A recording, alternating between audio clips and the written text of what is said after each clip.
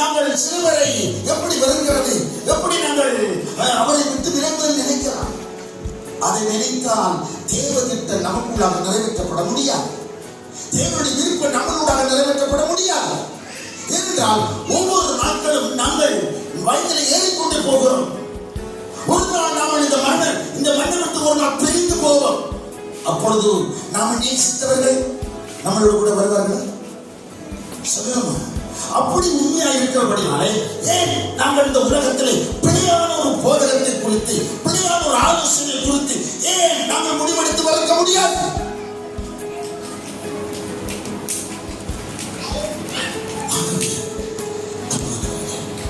இதற்குரிய ஆலோசனை 11 ஆலோசனை.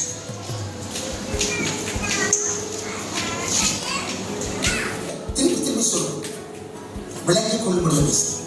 10ஆம் அதிகாரம் 1ஆம் வசனத்தில் இருந்து 18ஆம் வசனம் 28, 27, 26, 27, 28, 29, 30ஆம் வசனத்துக்குள்ளே இங்க பேசப்பட்ட அந்த ஆலோசனையான வெளிப்பாடை உங்களுக்கு நான் காண்பிக்கிறேன்.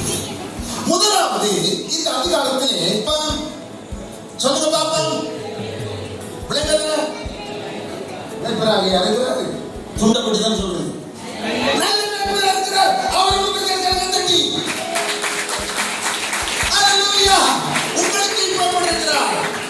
சொல்லுங்க இப்படிக்கிறார், நல்ல மேய்க்கிறார்.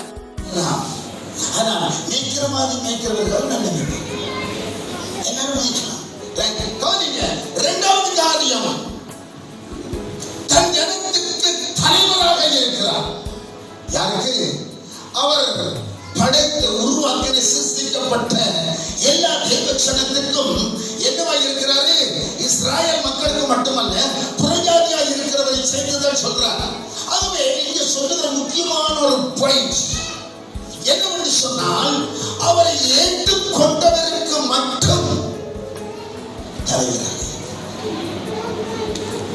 அப்பதானே அவர் சொல்றதை கேட்பாங்க, அவர்கள் புள்ளிகள் சொல்றது அவருக்கு செய்வார்கள். அப்ப நாங்க பார்க்கிறோம், எல்லாருக்கும் தலைவராக இருக்கிறது அப்படி நோக்கம், எல்லாருக்கும் தலைவராக இருக்கிறது விருப்பம். ஆனால் கொஞ்சம் கூட்டம் மட்டுமே அவரை உண்மையான நல்ல நேர்வர் என்று அறிந்திருக்கிறபடினால் அவர்களுக்கு மட்டும் சொல்லுங்க சொல்லுங்க தலைவராக இருக்கிறார். உங்களுக்கு அவர் என்ன இருக்கிறாரு? தலைவராக இருக்கிறார். தலையில்லாத குடும்பம், தலையில்லாத நாடு எப்படி இருக்கும் சொல்லுங்க? இந்த உலகத்திலே தலையில்லை என்றால் இந்த நாட்டை நடத்துவது எப்படி இருக்கும்? அப்ப இந்த உலகத்துக்கு ஒரு தலைவர் இருக்கிறார். அவர் தான் யாரு? சொல்லுங்க பாப்பா. அப்படி வார்த்தை நாமத்தை உயர்த்தி சொல்லுங்க. அவர் யாரு? கர்த்தராகிய இயேசு கிறிஸ்து. எந்த மீட்பர்களும் இந்த உலகத்துக்கு தலைவர்கள் இல்லை. இது விளங்குகிறது சொன்னால் ஒரு இறைவன் என்பதை காட்டும். ஒரு நல்ல மீட்பர், ஒரு நல்ல தலைவர், வணக்கத்துக்குரியவர் ஒருவர் என்பதை மட்டும் இதில் நாங்கள் காணக்கூடியது. அப்படியானால் தலைவர் எப்படிப்பட்டவராக இருக்கிறார்? நீங்கள் ஆராதிக்கின்றவர், ஊழியம் செய்கின்றவர்கள், நீங்கள் அவருக்கு ஏதாவது நன்மைகளை செய்கிறீங்க, சபைக்கு நன்மை செய்கிறீங்க, ஏற்றுக்கொள்றோம். உண்மையான தலைவராக அவர் இருக்கிறபடினாலே அவர் உங்களை எப்படி நடத்துவார் என்று நீங்கள் அறிந்திருக்கிறீர்களா? ஒரு குடும்பத்துக்கு அவர் தலைவராக இருக்கிறார், ஒரு சபைக்கு அவர் தலைவராக இருக்கிறார். இந்த உலகத்திலே 25 மாவட்டங்கள், 9 மாகாணங்களிலே தலைவராக இருக்கிறார். இந்த தலைவர் யார் என்று இன்றைக்கு அநேக பேருக்கு மற்றதை சொல்லுங்க தெரியவில்லை. பக்கத்தில் பார்த்து சொல்லுங்க, தெரிந்திருக்கிறபடி நீங்க பாக்கியவதியா இருக்கீங்க. சொல்லுங்க, நீங்க தெரிந்திருக்கிறபடினால என்ன இருக்கிறீங்க? பாக்கியவனாக இருக்கிறீங்க. நீங்கள் எப்பொழுதும் சந்தோஷமா இருக்க வேண்டும் என்றுதான் தலைவர் விரும்புகிறார். யாரையும் ஆளாதலையா தலையில்லாமல் வாழ்ந்ததாக தலையில் நடம் பகந்தர் வாராயிருந்த நம்மளை தனியாக மாற்றினார். அவருக்கு எல்லாம் தெரியும். இந்த நம்மளை தலைக்கு ஒப்பிடப்பட்டு இப்படித்தான் நீ வர வேண்டும் என்று சொன்னபடினால் நீங்கள் சந்தோஷமா இருக்கிறீங்க. வாடா இருக்கிறவர்களுக்கு சந்தோஷம் பெறுகிறார்கள். எத்தனை கையெழுத்த முடியும்? வாடா சந்தோஷம் பெறும் என்றால் குறைஞ்சிருக்கா? அதனாலே தனியாக இருக்கிறவரை நீங்கள் பின்பற்றி போகிறபடினாலே உங்க குடும்பத்திலே என்ன இருக்கிற சொல்லுங்க பாப்போம். இருக்கிறது. ஹல்லேலூயா. அப்ப நீங்க பின்பற்றுகின்ற தலைவர் உண்மையானவர், தெளிவானவர், அன்பு அரவணைக்கிறவர், விழுந்து கிடந்தால் தூக்கி எடுக்கிறவர், ஆகாரம் இல்லையா சாப்பாடு கொடுக்கிறவர், நீங்கள் ஜெபிக்கின்ற நேரத்தில் பதில் தருகிறவர், உங்களை அவர் உள்ளங்கையிலே வரைந்திருக்கிறார் என்பதை நீங்கள் நன்றாக அறிந்திருக்க வேண்டும். ஆமென். இரண்டாவது காரியத்தை நாங்கள் பார்த்தோம். உங்களுக்கு எல்லா போலி மேய்ப்பர்களிடமும் இருந்து வேறுபட்டவராக காட்டுகிறார். இந்த இடத்துல 10 வசனம் இருந்து அங்க பாருங்க, 26, 27, 28, 30 வசனத்தின்படி நான் பேசிக் கொண்டிருக்கிறேன். என்ன சொல்றாரு? இந்த பேசப்பட்ட காரியம், வார்த்தைக்குள் இருக்கிற காரியம், அங்கே 3வது காரியம், எல்லா போலி மேய்ப்பர்களிடம் இருந்தும் வேறுபட்டவராய் காட்சி அளிக்கிறார். அவரிடத்தில் போன இவரும் வெறுமனே வந்தாங்க சொல்லுங்க இல்லையே.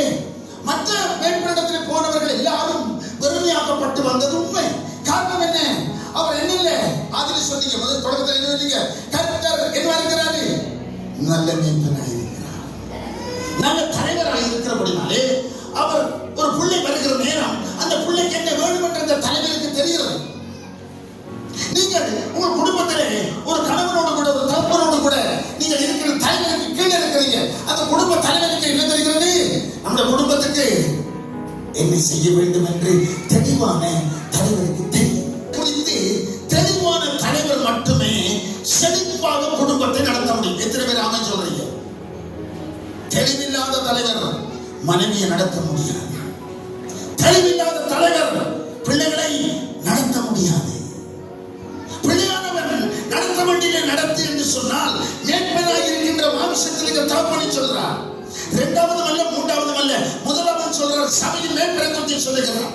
பிள்ளையானவன் ஆண்டு கொண்டிருக்கிறவன், தலைவராக இருக்கின்றவன், மேய்க்கின்றவன் நடத்த வேண்டிய விதத்திலே சொல்லுங்க. அடுத்தது என்ன? குடும்ப தலைவன் என்ன நடத்தணும்? மனைவி பிள்ளைகளை நடத்தும். இதுதான் ஐயா சத்தியம். இதுதான் உண்மையான ரகசியம். ஆகவே இனி வருகிற காலங்களிலே நாமல் இந்த அதிகாரத்தை திரும்பி படிங்க. விளங்கலையா? நான் பெரியவர்கள் சொல்ல வரல. விளங்கலையா? ஒரு வசனத்துக்கு உங்களுக்கு 7-8 விளக்கம் வேணுமா? வாங்க, உங்களுக்கு நான் படிப்பிச்சுதான். ஏனென்றால் அப்படியான விளக்கங்கள் அதற்கு அடங்கியிருக்கிறது. ஒவ்வொரு சொற்களுக்கும் விளக்கங்கள் அடங்கியிருக்கிறது. ஒவ்வொரு வசனங்களுக்கும் விளக்கம் அடங்கியிருக்கிறது. அதை எல்லாராலும் புரிந்து கொள்ள முடியாது. எல்லாராலும் புரிந்து கொள்ள முடியும். எப்படிப்பட்டவர்களுக்கு? நல்ல மேய்ப்பன் யார் என்று அறிந்தவர்களுக்கு மட்டுமே அந்த வெளிச்சம் தெரியும். சந்தோஷம் இல்லை. அப்படிதான் நாங்கள் உண்மையான இறைவன் இல்லாமல் நாங்கள் போய் கொண்டிருந்தோம். அனாதையாய், திக்கற்றவர்களாய், ஒருவரும் இல்லாதவர்களாய். மற்றதை சொல்லுங்க. நாங்கள் என்ன இருந்து சொல்லுங்க. நல்ல நேர்கொள் வந்து கருத்தை பிடித்தார். அன்றையில் இருந்து நாமல் மாற்றப்பட்டுக் கொண்டு இன்றைக்கு ராஜ்யத்துக்கு உள் பிரவேசிக்கக்கூடிய வழிகளில், வாய்க்கால்களில் தேவன் நமக்கு திறந்து கொடுத்து கொண்டே இருக்கிறார். கவனிக்க மணி. அடுத்த காரியத்தை நாங்கள் பார்க்கிறோம். எல்லா தலைவரை போலல்ல, எல்லா மேய்ப்பரை போலல்ல, அதான் வேறுபட்டு காட்டுகின்ற அந்த ஒரு நல்ல ஒரு மேய்ப்பராக இருக்கிறது பார்க்கிறோம். காரியம் பாருங்க. நானே வாசல். என்ன சொல்றாரு? நான் தான் வாசல். நல்லா நீங்க அந்த வசனத்தை நீங்க நல்லா பார்க்கலாம். என்ன சொல்றாரு? நான் அதுக்குள்ள பேசிக்கொண்டிருக்கிறேன். 1லிருந்து 10 வரை, 18 வரை, அங்கே 26, 27, 28, 30 நான் பேசிக்கொண்டிருக்கிறேன். இடையிடையே சில வசனங்கள் உங்களுக்கு காட்ட உனக்கு நான் 10ஆம் வசனத்தோடு வாசிக்கலாம். சொல்லுங்க. இது 6வது காரியம். என்ன சொல்லப்படுது? 6வது இந்த வசனத்தை வாசிப்போம். நானே வாசல். என்ன சொல்லப்படுது? சத்தியத்தின் ஊடாக பிரவேசிக்கிறவன் ரட்சிக்கப்படுவான். என்ன சொல்லப்படுகிறது? சத்தியத்தை சரியாக அறிந்து பிரவேசிக்கிறவன் மட்டுமே சொல்லுங்க ரட்சிக்கப்படுவான். இதுக்கு நீங்க வாசிக்கலாம். அப்போஸ்தலர் நடவடிக்கைகள் 4ஆம் அதிகாரம் 12ஆம் வசனம். வேதம் வாசிங்க மறால். வேதம் வாசிங்க. அவராலே என்றால் அவராலே இயேசு கிறிஸ்து மட்டுமே இந்த உலகத்தை சொல்லுங்கய்யா. நீ தொழிற்செய்வா. நாங்கள் தேவனுக்குள் இருந்தாலும் வேறு சிந்தியும் சிந்தாமலும் தேவன் கொடுக்க முடியும். அவன் அங்க பாருங்க, தேவை சிந்தி நீங்கள் நாளாக உழைச்சு கொண்டிருப்பீர்கள். ஆனால் நீங்கள் தேவனுடைய திட்டத்துக்குள் இல்லாமல் சம்பாதிக்கிற அர்த்தம். அது உங்களுடைய சுய புத்தி, சுய உணர்வு, சுய நோக்கம், அது ஒரு பக்கம் இருக்கத்தான் வேண்டும். ஆனால் நீங்கள் இந்த உலகத்திலே மேன்மையானவர்களாக இருக்க வேண்டும் என்றால் நீங்கள் அவருடைய சத்தத்தையும் கேட்டு செய்யுங்கள். அப்பதான் நீங்க சும்மா இருக்கிற நேரம் சென்ற நேரம் ஹல்லேலூயா. ஆகவே இந்த காரியத்தை நாங்கள் பார்க்கிறோம். என்ன நீங்கள் எப்பொழுதும் என்ன இருக்கணும் சொல்லுங்க. 5வது வசனத்தை பார்க்கிறோம். அவர் என்ன இருக்கிறாராம்? அவர் சொல்லுகிறார், நான் என் வாசலில் சத்தியத்தின் ஊடாக பிரவேசிக்கிறவன் ரட்சிக்கப்படுவது அவருடைய வேலை திட்டமாக இருக்கிறது. அவங்க திரும்பி சொல்லுகிறார், அவருடைய வாசலான அந்த சித்தத்தின்படி விருப்பத்தின்படி பிரவேசிக்கப்படாதவர்கள் ஒரு நாளும் ரட்சிக்கப்பட முடியாது. தேவ விருப்பம் அதிலே காணப்படுகிறது. தேவனுடைய திட்டம் அதிலே காணப்படுகிறது. தேவனுடைய அனாதி அற்புதத்திலே காணப்படுகிறது. அதை நீங்கள் அறிந்து கொள்ளாமல் இல்லை நான் ரட்சிக்கப்படுவேன் என்று நீங்கள் நினைப்பீர்கள். ஆனால் விளங்காமல் இந்த உலகத்திலே ஓடிக்கொண்டிருக்கிறோம் என்பதை அது காட்டுகிறது. மற்றவர்களுடைய குடும்பம் மாற்றம் தெரியும். ரட்சிக்கப்படாதவருடைய குடும்பத்தில் மாற்றங்கள் தெரியும். ஒரு குடும்பத்தில் இருக்கின்ற ஒவ்வொரு உறுப்பினர்களும் ரட்சிக்கப்பட வேண்டும் என்றுதான் தேவன் விரும்பிக் கொண்டிருக்கிறார்.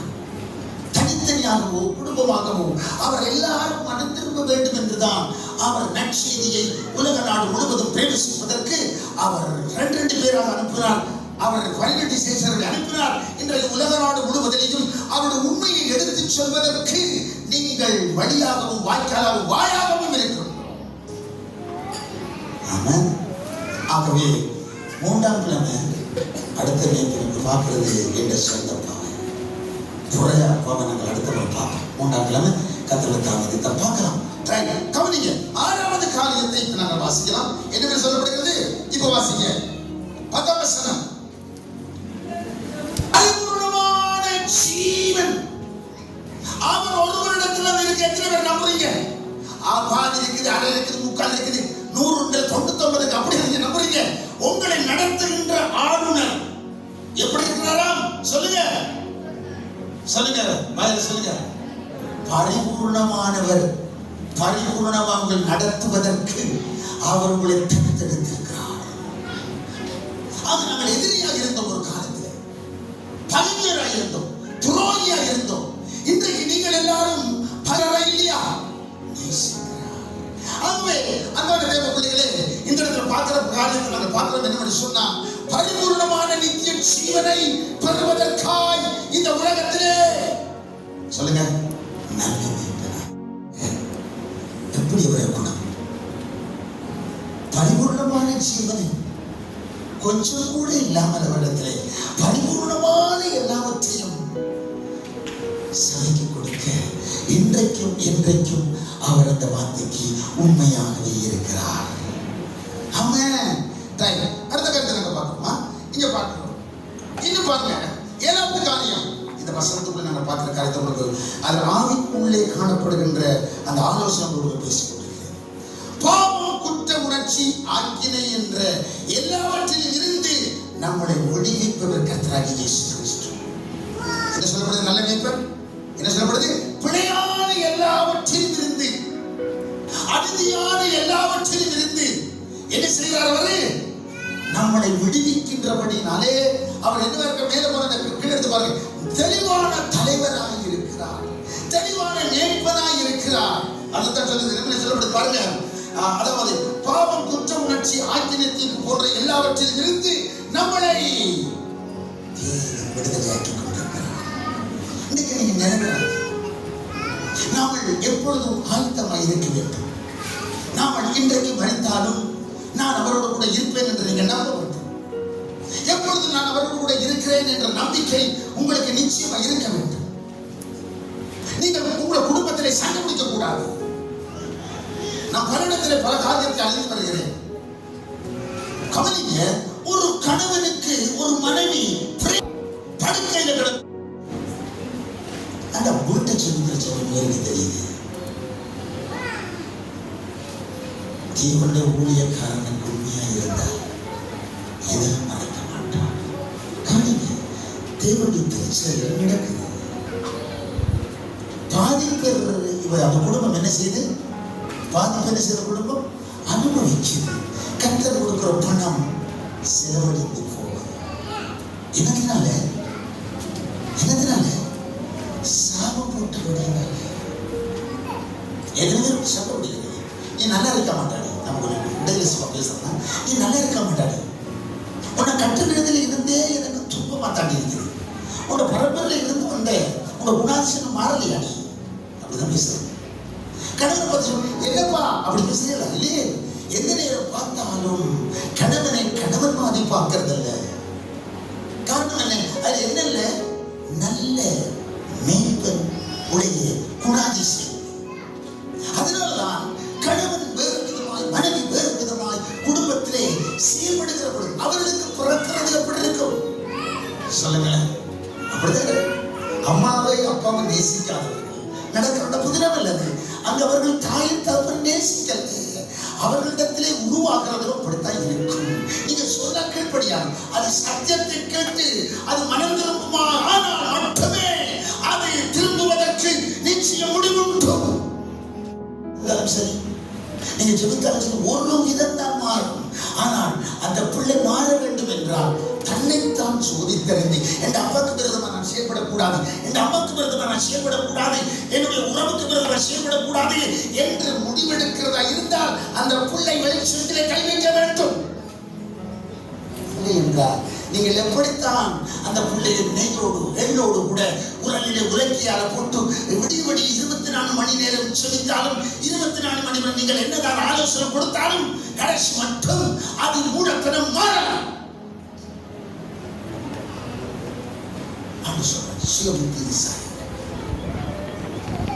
நமக்கும் ஒரு புத்தி இருக்கு. அதான் கிறிஸ்துவின் வார்த்தை. ஹல்லேலூயா, ஹல்லேலூயா. அன்பான தேவ பிள்ளைகளே, குடும்பத்தை நேசி.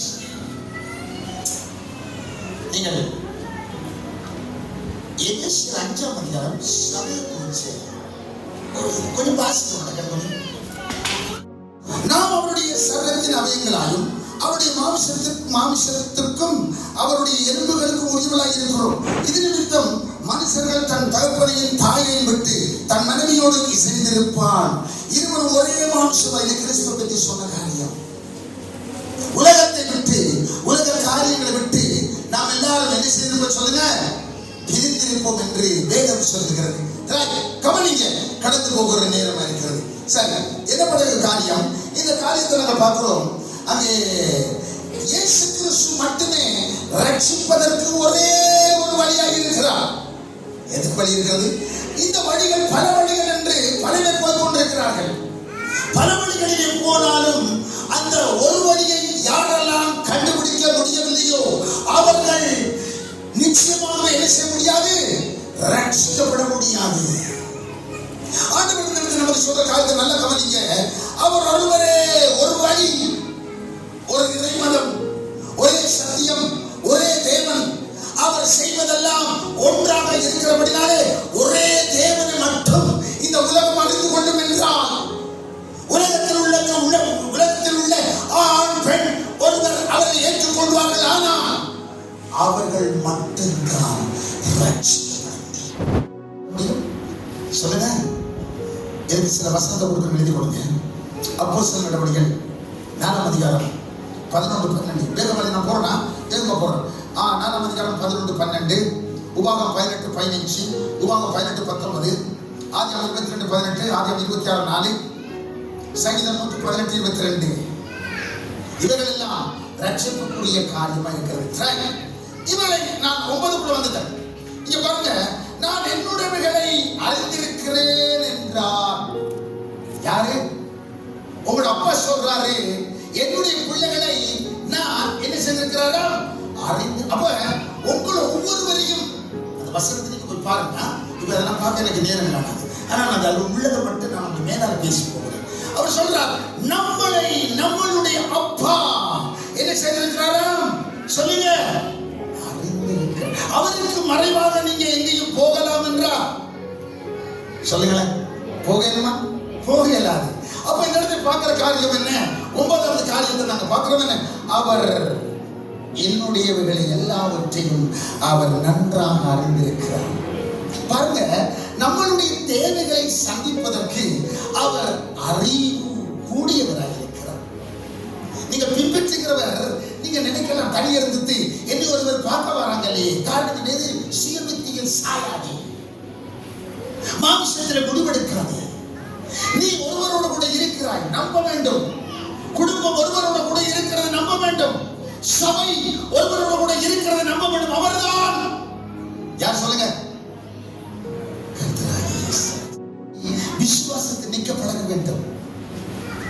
எல்லாரும் கொடுப்பாங்க, எல்லாரும் நமக்கு கொடுப்பாங்க. கொடுத்து போனால் நேரில்லாத சபையாக மாறி, எந்த நேரமும் சாப்பாடு, எந்த நேரம் பார்சல், எந்த நேரமும் பலம் கொடுக்கணும். என்னன்னு சொல்றது? எங்களுக்கு வரும் ஒரு காலத்தில் அதை கொடுக்கும். அதை ஜெபிச்சு கொண்டு தேவன் தான் கொடுக்கும். சரி, அந்த விளைவு நான் சொல்றது, அவங்க கொடுக்க வேண்டியது ஒரு விதம் அது இருக்குது. ஆனால் எந்த நேரமும் ஒவ்வொரு மாதங்களும் ஒவ்வொரு கிழமைகளும் அங்கே அவர்கள் வருகிறவர்களுக்கு கொஞ்ச நேரம் அதை இதை சொல்லி 2 பாடம் பாடி காணிக்கை எடுத்துக்கொண்டு அங்கே நீங்க வாரலாம் சொல்லிக் கொடு, எல்லாத்துக்கும் அவை கத்திரை சொல்லி எல்லாரும் கை கொடுத்து குளித்துக் கொடு, அவங்களுக்கு 2 சாமான் பட்டியலில் வைக்கப்படுகிறது, எடுத்து போங்க. வேறில்லாத மரமாய் வாழ்ந்து சபையிலே வேறு இருக்கிற மரத்தை பின்பற்றக்கூடிய விதத்திலே கேட்கப்பட்டு வந்தும் வேறில்லாமல் போனார். கொலோசையர் வாசிக்கிறீங்களா? 2ஆம் அதிகாரம், எபிரேயர் 12:15. நீங்கள் 15 தேவை, அது நாங்கள் கர்த்தரை சித்தமான நாமல் அடுத்த வாரம். கொலோசையர்ல வாசிக்கிறீங்களா? அங்கே கிறிஸ்துவுக்குள் வேறுட வேண்டும். ஒரு வாசிக்கிறீங்களா? அவருக்குள் நாங்கள் வேறு இல்லாத மரம். நல்ல விளைவு. நாங்கள் எல்லாரும் கிறிஸ்துவை அறிய முன்பதாக அதாவது வேறு என்றால் அர்த்தம் என்ன? வார்த்தை இல்லாத மக்கள். இன்னும் வேறு நாம பார்த்தோம் என்றால் இஸ்ராயேல் 12 கோத்திரத்தை குறிக்கிறது. வேறு உள்ள இன்றைக்கு அடிமரத்தில் இருந்த ஒரு தொழில் எழுதுபடி சொன்னார். அந்த வெற்றிகள் சிதறிக்கப்பட்டு போனார்கள் யூதர்கள், அடிமரமாக மாற்றப்பட்டார்கள். ஆனால் அடிமரத்தில் இருந்த ஒரு தொழில் வரும். 12 கோத்திரத்தில் ஒருவர் பிறப்பா. எத்தனை பேரை நம்புறீங்க? இது வெளிச்சம் தெரியுதா உங்களுக்கு? அதான் நம்ம சொல்லணும். நண்பர்களே, நாங்கள் போதிக்கிறது சரியா புரியாத நீங்க பார்க்கணும். சரியா இருந்தா சந்தோஷம், புரியா இருந்த துக்கம். நேரத்தை நீடிக்க நம்பல. நம்ம இருக்கிறது உங்களை வளர்ந்ததற்கு சாப்பாடு கொடுக்க. சாப்பாடு இல்லாத சபை தோறும் இலம்புமா இருக்கும். சாப்பாடு உள்ள சபை யார் முந்தினாலும் பதில் கொடுக்க தயாராக. நீங்க எப்படி கொடுக்கணுமா? தயாராக இருக்கணும். ஒரு சகோதரி உங்களை தேடி வந்து கலைச்சாங்கன்னா அவன் கேட்கிற எல்லாத்துக்கும் பதில் ஆழமான ஒரு பகுதிக்குள்ள போட்டுருக்கான். ஆழமான ஒரு உறவுக்குள்ள போட்டு ஆழமான ஒரு வழிபாடுக்குள்ள போட்டுருக்கிறோம். ஆழமான தேவன் நமக்கு கொடுக்கின்ற அந்த திரவியத்தை நம்ம தேடி பிடிச்சு கொண்டு போய் கொண்டிருக்கிறோம். எனக்கு அன்பான தேவர்களே, குடும்பம் எப்படி நடத்த வேண்டும் என்று வேதம் சொல்லுகிறது. சபை எப்படி நடத்த வேண்டும் என்று வேதம் சொல்லுகிறது. சொன்னபடி செய்யாத போதகம் வேறில்லாத போதகம். சொன்னபடி செய்யாத குடும்ப தலைவன் வேறில்லாத குடும்ப தலைவன். நம்மளை பகைக்க வேண்டும். நான் இப்ப ஒரு வேலையாளர் நம்ம கொஞ்சம் சரியா 10வது காரியம் 18ஆம் வசனம் வரை 28, 29, 30 வரை 26, 28, 30 வரை இருக்கின்ற காரியங்களை ஆவிக்குரிய காரியத்துக்குள் கொண்டு வருகிறோம். எந்த காரியம்? 10வது காரியம், என் நாடுகளின் சத்தத்துக்கு செவி கொடு. நல்ல கவனிங்க. அவருடைய பிள்ளைகள் அவர் பேசுகின்ற வார்த்தைக்கு என்ன செய்கிறதா இருக்கிறதா? செவி கொடுக்கிற பிள்ளைதான் உண்மையான தேவ பிள்ளை. வார்த்தையை படிச்சது போன்ற இளைஞர்கள் சொல்ல வேண்டிய அவசியம் இருக்கிறது. வச்சுக்கொள்ளும். வார்த்தையை ஏன் நமக்கு தேவன் கொடுத்திருக்கிறார்? அதை பார்த்து நாங்கள் மாற்றப்படுவதற்காக. அதை பார்த்தும் அதை கேட்டும் நாங்கள் பார்த்தும் ஒன்றுமில்லாமல் கேட்டும் ஒன்றுமில்லாமல் போனால் உலகத்தில் இருக்கிறதிலே என்ன அர்த்தம் இருக்கிறது? பாவத்திலே பிறந்து பாவத்திலே வாழ்ந்து பாவத்திலே மரித்து போகிற இருக்கும் தேவனுடைய பிள்ளைகள். கவலை என்ற இடத்துல நான் வைக்கிறேன். நீ எல்லாரும் தெய்வகுமாரன் தெய்வகுமாரன் நீங்கள் ஆசீர்வாதம் இடத்திலே போக வேண்டும். அதுக்கு சில நடைமுறைகள் சொல்லப்பட்டிருக்கிறது. அதை நீங்கள் சரியாக கடைபிடிக்க வேண்டும் என்றுதான் நான் விரும்புகிறேன். ஆமென். ஹல்லேலூயா. என்ன சொல்லப்படுது சொல்லுங்க, மறந்து போனீங்களா? என்ன சொல்லப்படுது? யோசுவா பாஸ்டர் என்ன சொன்னாரு? 10வது காரியம், ஆடுகள் அவருடைய சத்தத்தை கேட்கும். எல்லாரும் கேட்க மாட்டாங்க, பிடிக்கும்.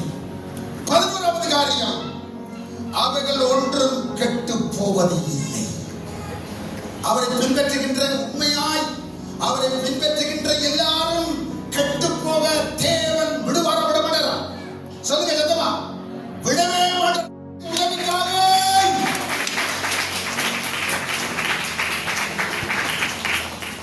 அன்பான தேவ பிள்ளைகளே, உங்களோட நான் சில ஆலோசனை பேசுகிறேன்.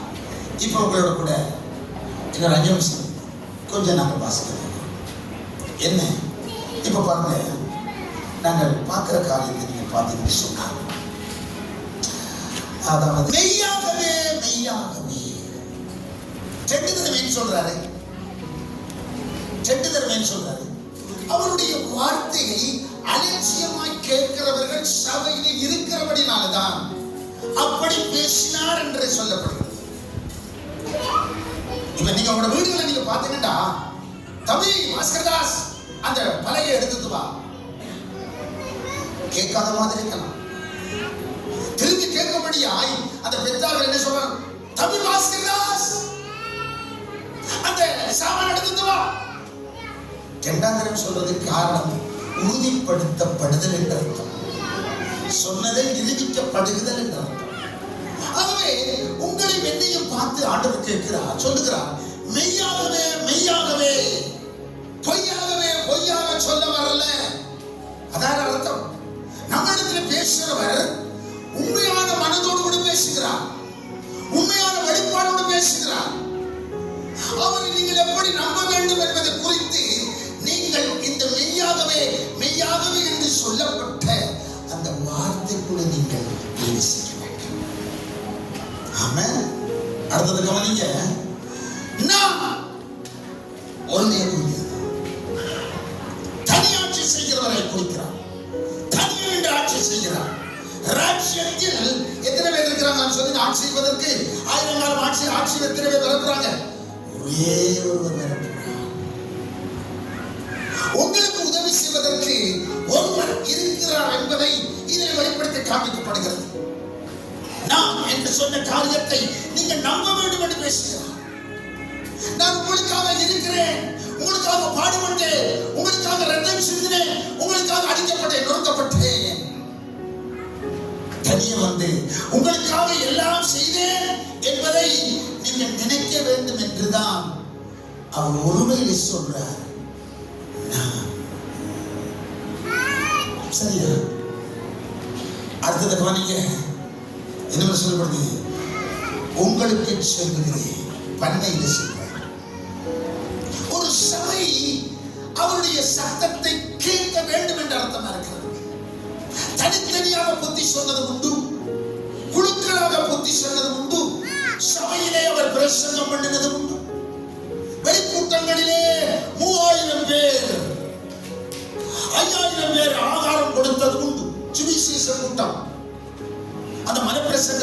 முன்பதாக நாங்க பார்க்கிற பெரிய காரியம் எழுப்புதல் வந்தது. 3 நாள் வீட்டுக்கு போகாமல் அவர்கள் அந்த இடத்திலே அமர்ந்திருந்து செய்தியை கேட்டார்கள். இருக்குதா வீடுகளில் பாருங்க, 3 நிமிஷமே வேதம் வாசிக்க நேரம் இல்லை. 3 நாள் அவர் சொல்றார், வழியில அவர்கள் பசியை விடுத்து போவார்களே, அவர்கள் ஆதாரம் கொடுக்கணும்னு சொல்றாரு.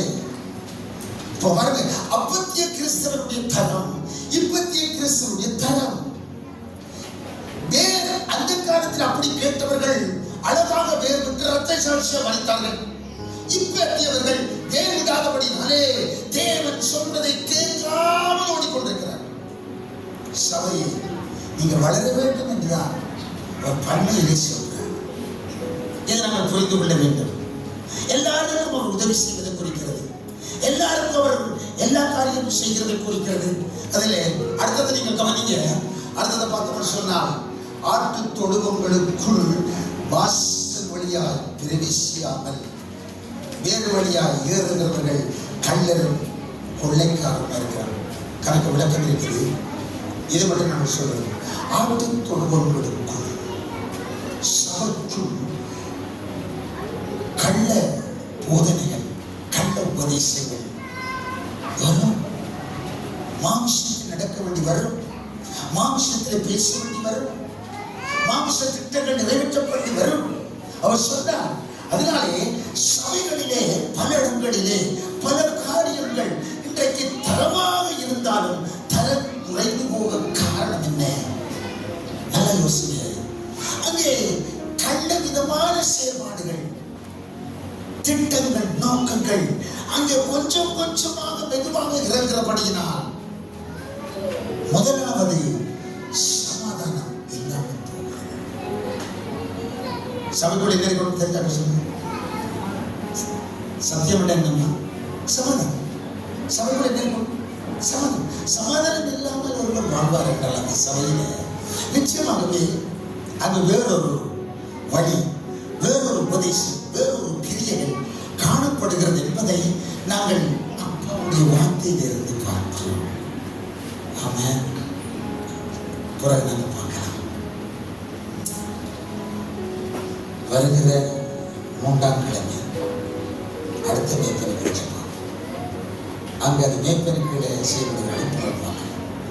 சரி, ஆகவே கண்களை மூடி அப்பாவை நோக்கி பார்ப்போம்.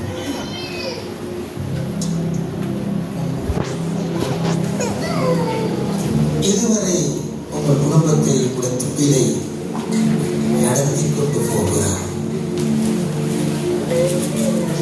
அவருக்கு நீங்க உதவி செய்கிறதல்ல, உங்களுக்கு உதவி செய்வதன்படி அவர் உங்களோடு கூட பயணித்துக் கொண்டிருக்கிறார். அவர் உங்களோடு கூட எப்பொழுதும் இருக்கிறார். தொழில் செய்யும் நேரம் இருக்கலாம், வீட்டில் பேசுற நேரம், பிரயாணத்தில் இருக்கலாம், எதுவாக இருந்தாலும் அவர் உங்களோடு கூட இருக்கிறார் என்பதை நீங்கள் நம்ப மட்டும் அவருடைய ஆசீர்வாதம் முழுமையாக நாங்கள் பெற்றுக்கொள்ளக்கூடாது. அந்த வாழ்க்கையின் தெய்வம் நம்மளை கரம்பிடித்து நடத்துகின்ற உண்மையான ஒரு மேய்ப்பனாய் நமக்கு கொடுக்கப்பட்டார். எல்லாருக்கும் ஆயத்தமாகவும்